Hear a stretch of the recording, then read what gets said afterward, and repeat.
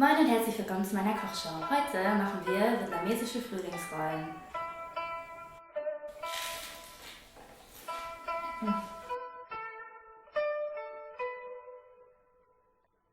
Ich werde heute für meine vietnamesischen Frühlingsrollen Reispapier benutzen. Dann nehme ich für die Füllung Glasnudeln, auch bekannt als Vermicelli oder Mung Bean Nudeln. Dann nehmen wir noch Chili, Ingwer. Dann werde ich die eine Hälfte der Frühlingsrollen mit Garnelen füllen und die andere Hälfte werde ich vegetarisch machen mit Austernpilzen. Also ihr habt wirklich das Glück, dass ich die vietnamesischen Frühlingsrollen beim ersten Mal nicht gut hinbekommen habe. Deswegen kann ich euch auf jeden Fall auch sagen, was man falsch machen kann. Und dann bekommt ihr die bestimmt auch beim ersten Mal hin. Wir werden erstmal unsere Glasnudeln einweichen. Da ist es total wichtig, dass ihr die nicht kocht, also nicht in einen Kochtopf werft, sondern nur mit heißem Wasser einweicht. Die weichen dann für 3 Minuten ein und dann werde ich die danach in ein Bad mit kaltem Wasser geben, damit die nicht mehr nachziehen. Die werden nämlich ziemlich schnell weich und dann hat man wirklich keinen Spaß mehr mit denen. Dann gebe ich das zur Seite und bereite schon mal unsere restlichen Zutaten vor. So, wir haben jetzt 3 Minuten Zeit, um alles zu schnippeln. Ich habe hier schon meine Chili vorbereitet. Ich habe eine halbe Chili genommen. Diese Chili ist zum Glück relativ scharf. Es gibt ja nichts Schöneres, als wenn man Chili im Supermarkt kauft und dann schmeckt sie nach Paprika. Dieses Mal hatte ich Glück. Also ihr könnt ja ruhig relativ viel Ingwer und Chili reingeben, weil die Masse, die wir jetzt erzeugen, auch ziemlich intensiv sein muss, damit man den Inhalt der Frühlingsrollen nach dem Frittieren auch noch gut erkennt. Dann werde ich jetzt meine Austernpilze schneiden. Die sind wirklich super geeignet, weil die sehr viel Geschmack geben. Ich werde die dann vorher scharf in der Pfanne anrösten, damit sie auch schön crispy sind. Ich habe sie jetzt nicht gewaschen, sondern nur geputzt, weil der Pilz halt eigentlich genau wie ein Schwamm ist. Der saugt sich dann voll mit Wasser und dann wird es wirklich schwer, dass man die auch crispy hinbekommt. So, dann testen wir jetzt mal unsere Nudeln. Da könnt ihr dann mit der Gabel reingehen und mal eine probieren. Perfekt. Jetzt werde ich die abgießen auf ein Sieb und werde dann gleich danach in die Schüssel kaltes Wasser reingeben. So, dann werden wir uns jetzt um unsere Pilze kümmern. Ich werde die jetzt anbraten. Ich stelle mir dafür eine Pfanne auf und lasse die Pfanne auch erst ziemlich heiß werden. Also es ist eigentlich so, als wenn ihr Fleisch anbraten würdet. Die Pilze gebt ihr dann rein, das zischt dann schön, dadurch kann dann das Wasser auftreten und dadurch können die Pilze dann noch crispy werden. So, um die jetzt noch ein bisschen krosser zu machen, gebe ich immer sehr gerne, um sie zu beschweren, einen Topf oben drauf.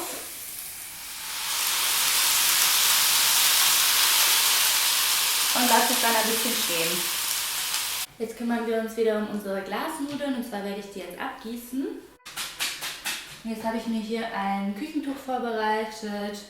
Dieses Gericht ist auf jeden Fall sehr küchentuchlastig, also bereitet euch schon mal saubere Küchentücher vor. Jetzt gebe ich die hier rein und dann werde ich die auswringen, weil unser Feind bei diesem Gericht ist auf jeden Fall Flüssigkeit und Luft. Wenn die Rollen zu viel Wasser haben, dann können die aufplatzen und wenn sie zu viel Luft haben, also wenn ihr Luft reinrollt sozusagen, dann bilden sich auch große Blasen und dann werden die beim Frittieren aufplatzen. Gut, dann werden wir uns jetzt um unsere Shrimps kümmern. Ich habe jetzt 5 Stück genommen. Ich glaube, ich werde heute so 10 Rollen machen. Ihr könntet es auch mit fein gehackten Schalotten zum Beispiel aufstocken. Das schmeckt eigentlich auch super gut und gibt dann auch noch mal ein bisschen Süße. Und jetzt gehen wir bei und erzeugen uns ein schönes Garnelenmatch, damit wir auch überall in unseren Rollen ein bisschen Garnele haben. Dann bereite ich mir hier 2 Schüsseln vor. Eins für die Austernpilze und eins für die Garnelen. Da gebe ich dann die Garnelen schon mal rein und auch die Pilze, dann können die schon mal ein bisschen abkühlen, wenn ich die jetzt in die kalte Schüssel gebe. Ich werde auf jeden Fall die Garnelenrollen zuerst machen, damit die Pilze auch kalt sind, wenn wir sie rollen. Dann werde ich das jetzt erstmal salzen und dann werde ich zu gleichen Teilen meinen Ingwer Mein Chili, was ich vielleicht hätte besser verteilen können auf dem Brett. So. Und dann meinen kleinen gehackten Koriander mit reingeben. So, und dann kommen da jetzt die Nudeln drauf. Einmal testen. Die sind schön trocken. Und dann werde ich sie schneiden. Das rühren wir jetzt um.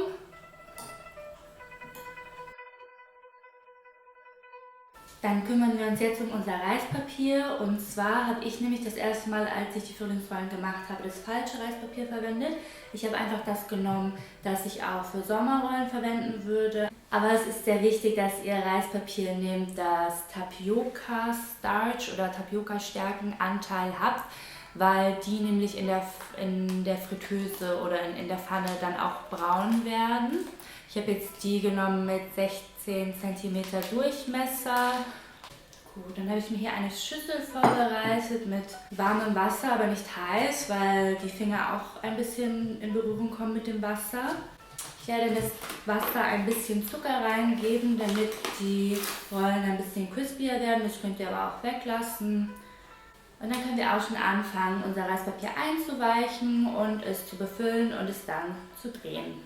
Dafür nehme ich mir ein Reispapier und schwenke es einmal so durch. Es muss wirklich nicht so lange da drin sein, bis es halt nicht mehr milchig ist eigentlich. Ihr könnt dazu am besten so einen flachen Teller nehmen oder auch eine Pfanne. So, dann gebt ihr das am besten auf einen Teller. Da habe ich eigentlich die Erfahrung gemacht, dass es am besten klappt. Gut, dann haben wir unser Reispapier eingeweicht. Es fühlt sich erst noch ein bisschen hart an, aber die werden dann weicher. Und da wir ja gegen die Feuchtigkeit sozusagen ein bisschen kämpfen müssen, tupfe ich das Ganze jetzt noch mit einem Küchentuch ein bisschen ab. Und dann werden wir unsere Rollen befüllen. Dazu nehme ich mir ein bisschen von der Füllung, gibt es dann eigentlich ziemlich ans Ende von der Rolle. Dann nehme ich mir das Reispapier hier am Ende, gebe es einmal drüber und gucke, wie gesagt, dass die ganze Luft raus ist. Wenn ihr jetzt eine Schicht drüber habt, dann könnt ihr nämlich auch noch ein bisschen drücken und ein bisschen Luft rauspressen. Da ist es dann ja nicht so schlimm, wenn da Löcher entstehen. Also wenn ihr merkt, ihr habt eine große Luftblase, könnt ihr immer noch drücken.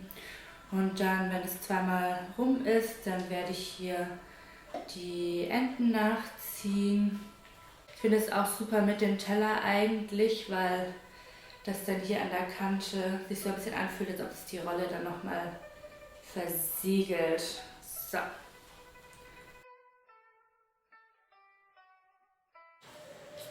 Perfekt. Und dann gebe ich mir die Rollen auf ein Stück Backpapier, damit die weniger zusammenkleben. Wenn ihr dann schon ein bisschen geübter seid im Rollen, dann könnt ihr auch kleine Mandelsplitter in die Rolle einarbeiten. Ich habe das mal beim Vietnamesen gegessen und kann seitdem nicht aufhören daran zu denken. Ich finde das total toll. Das gibt nochmal einen extra Crunch und ihr könnt auf jeden Fall eure Freunde damit beeindrucken. Dann gebe ich mir in diesem Abschnitt ein paar Mandelsplitter drauf, damit die dann sozusagen in der zweiten Schicht sind. Damit die nicht ganz eingeschlossen sind, damit man die auch gut schmecken kann. Und dann wieder selbe Story. Wenn ihr merkt, dass eure Hände zu klebrig sind, dann könnt ihr auch mit den Fingern mal ins Wasser gehen und die dann wieder ein bisschen geschmeidiger machen. Zweite Rolle hier drauf. Für das Öl habe ich einfach Pflanzenöl genommen, mit dem ich gestern auch schon frittiert habe. Also ihr könnt es auch wieder verwenden, dann habt ihr nicht zu viel Food Waste. Also das Öl soll nicht blubbern, aber ihr wollt auf jeden Fall ein paar schöne Blasen haben.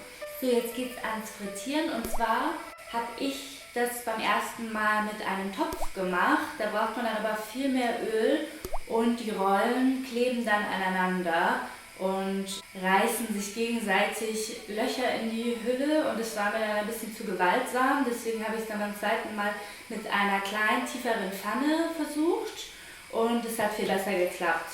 Natürlich werden die dann erst von einer Seite braun und dann muss man sie wenden, aber das ist kein Problem. Und dann ist man auch auf der sicheren Seite, dass die Rollen nicht aneinander kleben.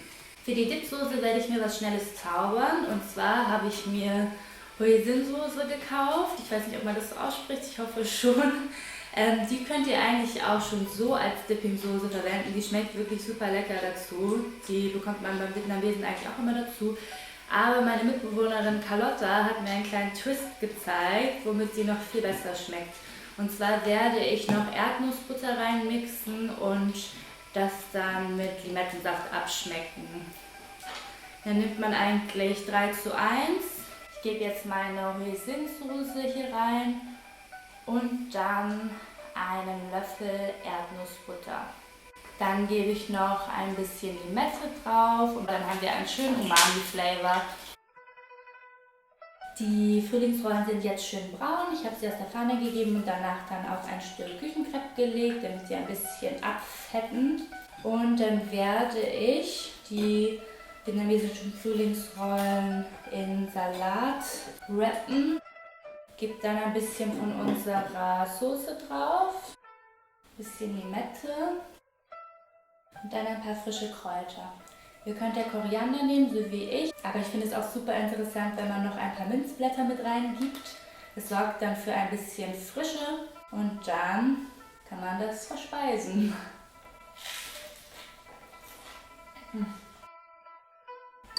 Ist wirklich super lecker. Die Rezepte gibt es wie immer in der Infobox. Danke fürs Zuschauen und viel Spaß beim Nachkochen.